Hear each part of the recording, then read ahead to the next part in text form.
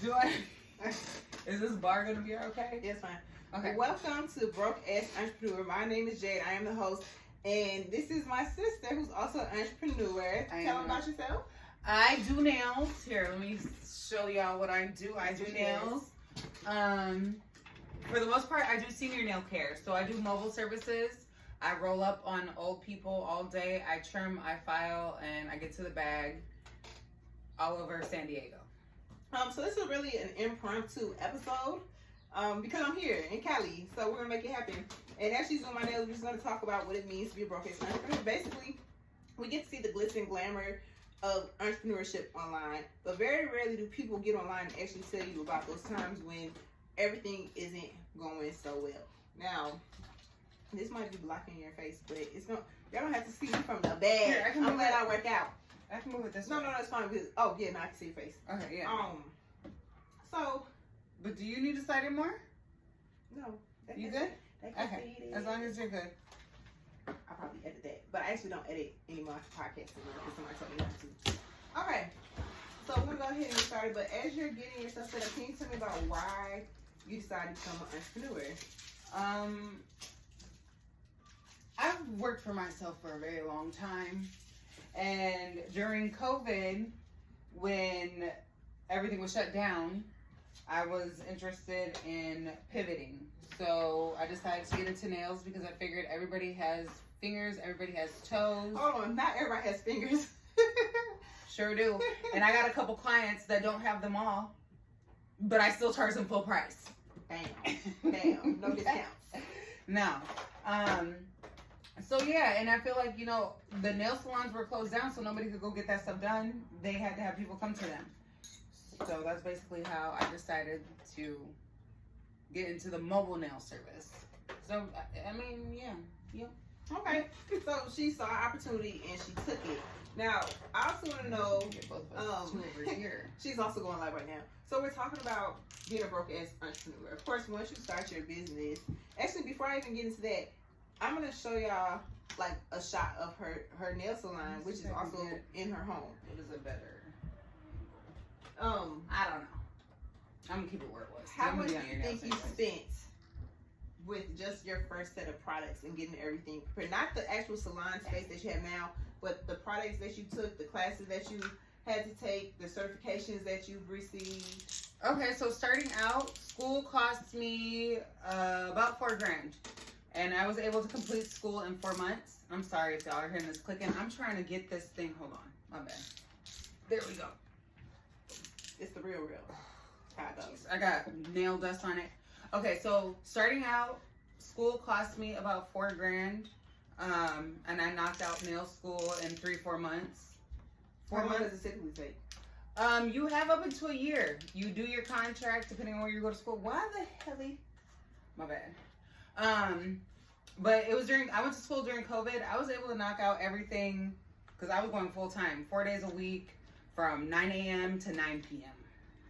And I had to do 400 hours to get my nail certification out here in California. And California is one of the best places to get certified because you can take your license anywhere. Oh, so because good to know. Yeah, the certification is very strict. Here, let me size your nails and stuff. So she did my nails for my birthday. It cost me $4,000 to get started. What was the other question? Oh, how much did all this cost? Well, starting with like just your basic supplies, not your actual studio space. Okay, so a lot of my supplies, I was blessed enough to, before I went to school, I was already doing a little bit of nail art stuff on the internet and posting my content. And that got me some brand collaborations off top with under 4,000 followers. And once I got those brand deals, every month I was getting PR packages.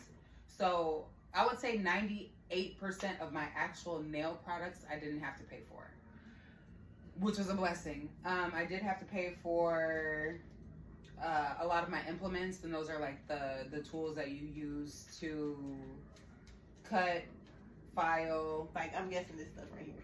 Yeah, your brushes, all of your basics, but as far as polish and product, I got a lot of that for free. And in exchange, it was either posting a video, maybe one video for. Before you size me, I just want y'all to see what my nails look like before we get started. I haven't been home in 3 weeks. So I live in Atlanta. I was in Minnesota for 3 weeks. I'm going to be here for a couple of days. So these things look like old school booty diggers. Okay? So you want to see what I look like when I'm done here. I'm going to actually get into your prep before I sign. I'm just going to go from there. I don't know why I'm doing everything out of order. I'm on the spot. And we've been drinking cold water. So like I said, this is a real impromptu. This is a real impromptu episode of Broke Ass Entrepreneur. So one of the things that she mentioned is that she spent $4,000 for school, but a lot of things that she was able to receive them for free. Because you're posting where? I was posting on Instagram. I was getting all my brand deals off of Instagram. I got my first paid collaboration under 4,000 followers. And that was awesome. I didn't know what to price it at, so I was just like, I just threw out a number and saw if it stuck. So I'm saying a lot of you are, but we just, it's real. One of the things I want to talk about that I post about on my social media pages is getting grants and finding funding, especially if you are in a specific industry. Like my industry, my business is education. It's a little challenging to find funding for nonprofit education. I find it though, because I do get funding. And my sister joined a cohort that I told her about. Tell us what happened when you joined that cohort. So I joined that cohort. I was in the beginning of my solo entrepreneur journey. I had been doing nails maybe for about 8 months at the time. I had already been promoted in my nail salon to assistant manager, and I joined the OBU. I did the OBU cohort. Our Village United. Yes, I got Which tongue is tied. based out of Atlanta, but by the time I told her about it, they had expanded, so she was able to apply, and then she got accepted. Now I'm gonna let her talk about it. Yes, so I'm so blessed to have known about it through my girl, my sister, because I took it on full-fledged. Every single opportunity that I had to jump into any kind of group, meeting, education, I did it. And I applied every single tip and trick that every person gave. And I ended up getting picked to do the pitch competition. And I had never pitched for my business before, my nail business. She actually called me the night before her pitch. Was it the night before the pitch? Because she was working she was working on her pitch deck and she was nervous about it. And I was like, everything that you've learned is what you're about to go over there and do. And one thing that was interesting about it, when she did the pitch, it was her, one of my previous teachers, and Dre, whose studio I actually use when I do my podcast. And I think, was there one other person? There was 5 of us total. I knew 2, but then I ended up working with one of the 5. So yes, because through Dre, I was able to give me my podcast studio session. Yeah, full circle. So I pitched my business. I had never pitched before. I was nervous. I was sweating. I was stuttering, but I made it through it. And I almost didn't do it. I almost pulled out at the last minute because I was so nervous. And I'm so glad I didn't, because your girl ended up getting 3rd place. And how much money was it? 10 grand for my business, which helped me so much. Her first pitch, my first pitch, I only got $1,000. But I got something. What did he say? What did I say? I'm about to leave here with something. Period. Yeah. So you were able to get that funding for your business. But I also want to go back because there's something that you mentioned, and I hope I don't blank because cut water. But you said something about being able to get some of the items for free, joining the cohort. I just have to, I don't know. I don't remember what my question was. I can't write down because I'm getting my nails done. So yeah, okay, so you got that funding, and then what did you do with that funding to help grow your business? I put a lot of the funding into marketing and advertising and my website and SEO because I am a creative girly. Nothing about me is tech. Nothing about me is analytics. I just go off I'm very spontaneous. I'm off the fly. So I had to hire people, and that was something that I really did learn in my journey of becoming an entrepreneur is what I can't handle, give it to somebody else, because I'm spending too much time trying to figure things out. And that's taking time for me putting in the effort that I need into my business. And that could be taking nail courses,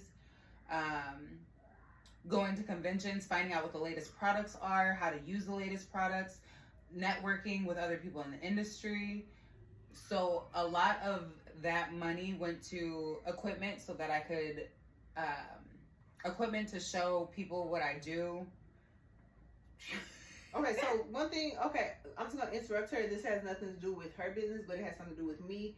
When I go and get my nails done, I don't like for them to cut my cuticles. Please don't cut my cuticles. Okay, I won't. I got like you. when I tell y'all I hate that so bad, I'll get up and leave if I tell them not to cut my cuticles and they start cutting my cuticles. I have a lot of clients who don't like their cuticles cut. I hate it. And I don't do it. And I don't get my toes done either. I have to go home and do my own feet because I don't like having my feet touched.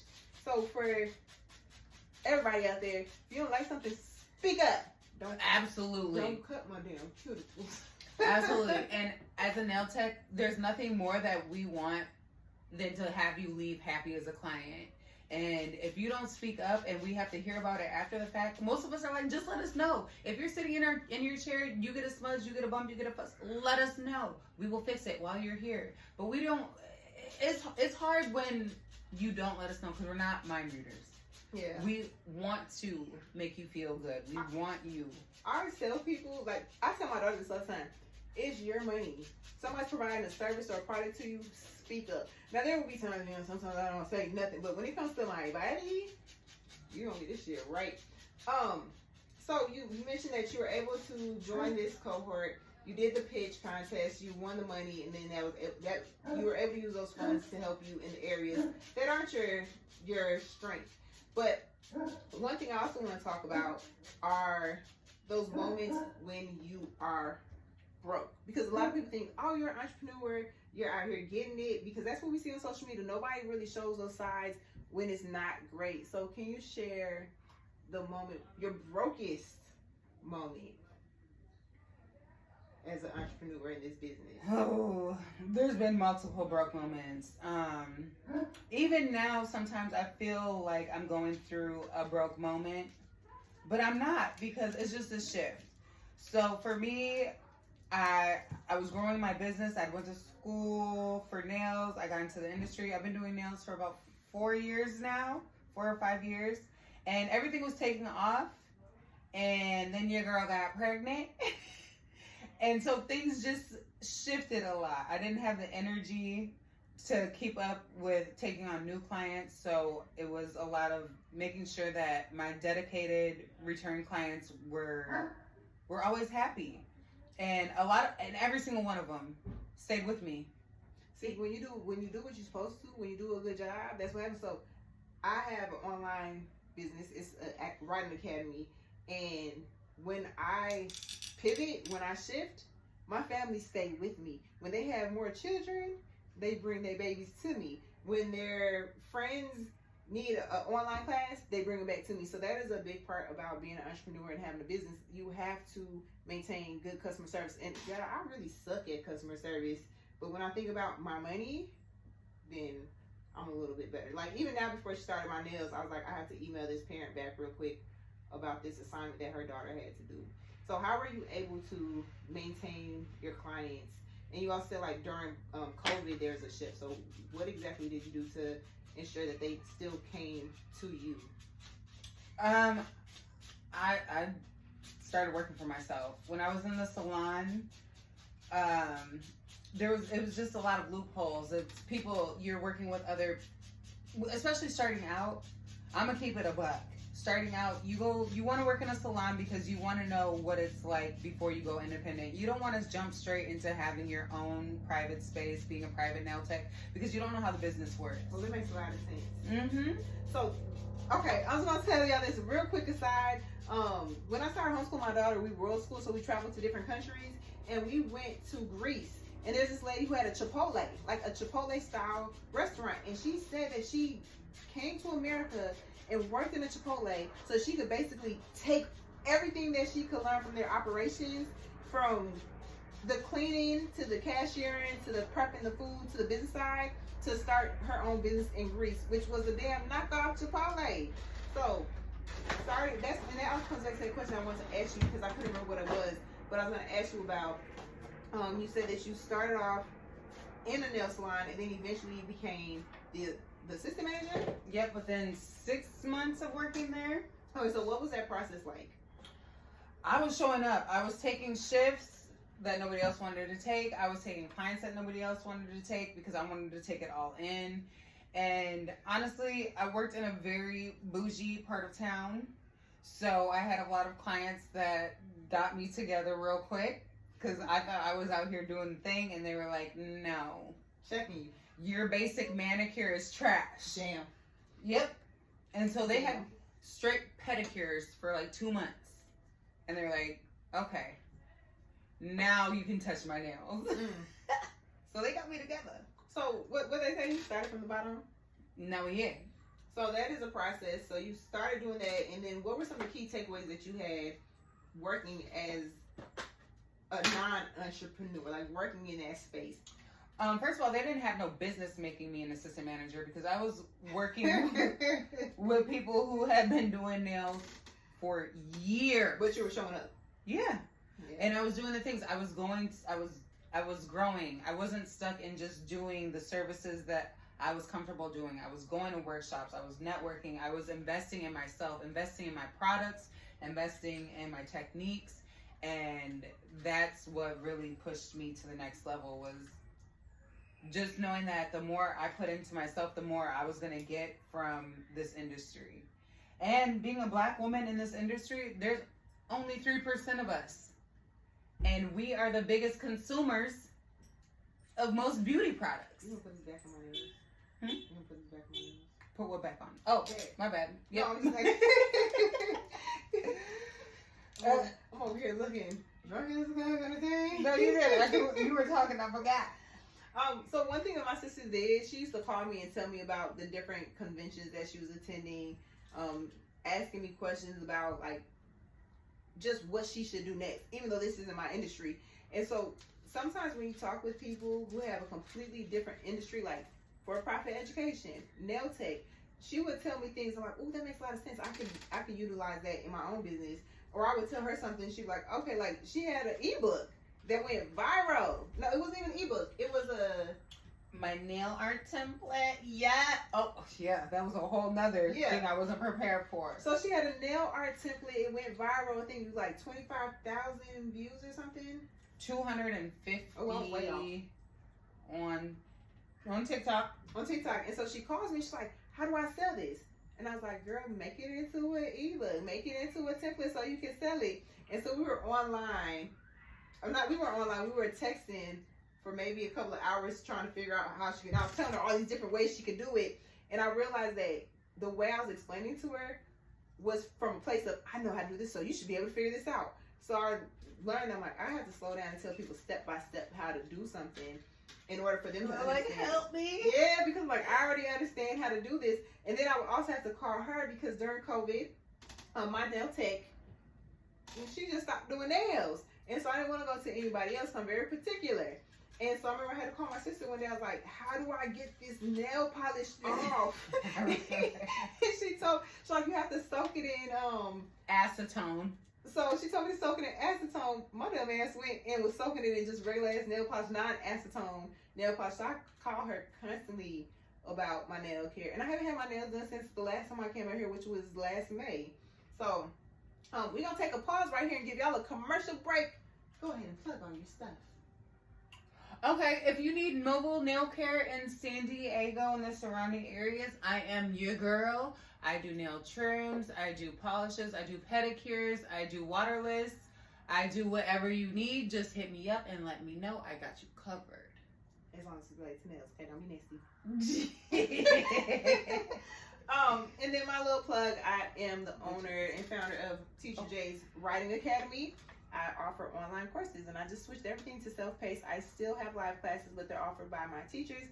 One of my teachers also offers those classes in English and in Spanish. Okay, so back to the business. So I did ask you about your brokest moment, and you kind of sidestepped it. You said, I still feel like all my mamas had their brokest.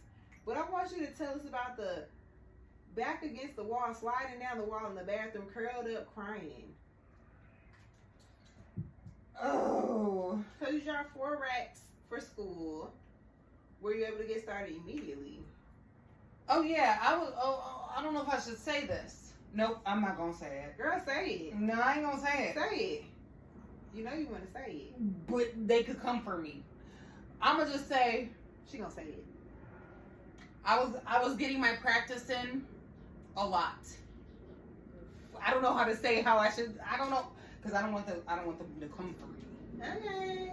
I'm going to make her tell me after I get I'll tell you. Yeah, I'm going to whisper. And then I might put in a course, talking about some course description. I might put it in the description or something.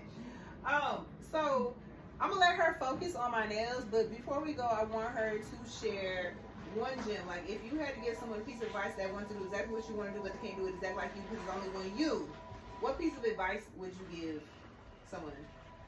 When it comes to the nail industry? The nail industry, entrepreneurship, both. When it comes to when it comes to the nail industry, I'm gonna say go to school. That's the only way. Whatever your state requires, that's the best way to get started. Oh, should we pause? No, keep going. Is that gonna make background noise? That was loud. It's like somebody's Tesla. Okay, so yeah, the one piece of advice if you want to become a nail tech is look into your state's rules and regulations, because that's the only way that you can legally do it without having to face any kind of repercussions that you definitely don't want to deal with, because there's heavy fines. Yeah. And then I would say, as an entrepreneur, the best advice that I would give is whatever you think you want to do, you can do it. Don't let anybody tell you can't, because they don't know. No, I know you don't edit. Don't let them haters stop you. No, I'm not editing. Don't let nobody stop you from doing what you want to do. Exactly, because I mean, some will, some won't, and some can't. And so I'm a some will kind of person. I've always been self-motivated. If I can put my mind to something, I know I'm going to be successful at it. It's like, just don't give up when it gets tough, because as soon as it gets tough, like, you being successful is right around the corner. And that circles back to, I was ready to give up the night before I had to pitch for that competition. We was on the phone like, girl, go do that shit. And I did it. I was shaking. I was sweating, and it was smooth. It was smoother than I thought. But I got in my own head, and then once I did it, I succeeded. I got third place, and third place was $10,000. $10,000, and I had no idea that I was even gonna have that opportunity, and I was ready to give up hours before. So as soon as you feel like you're ready to give up, give it a couple more hours. Yeah. Okay, so one final thing. Tell the people where they can find all of your stuff. Okay. Everything that you do. So my brand is Painted Jab, PAINTED JAB. You can find me on every platform. I also go by Painted by Jenna, Painted X Jenna, on multiple platforms. Just Google me. Honestly. What, you just got your just website? Google it, girl. But, okay, so she just, some of that money was spent on her website. What is your website? My website is paintedjab.com. On my website, you can find products. You can book services. You can get tutorials to download how to do nail art. You can get e-courses. I'm always rolling out new things. Oh, you can get merch. I knew that was gonna happen. Hey. But yes, you can get merch. I'm always rolling out things.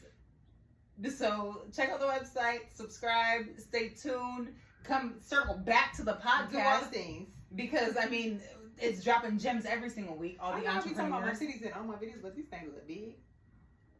They are. Wait till my nails done so I can be like, ew. Okay. Make sure you subscribe, watch, comment, share. This is one of the impromptu episodes, so I'm probably gonna name it like episode 6.7 or something like that. But this is my sister. Okay, bye. Bye.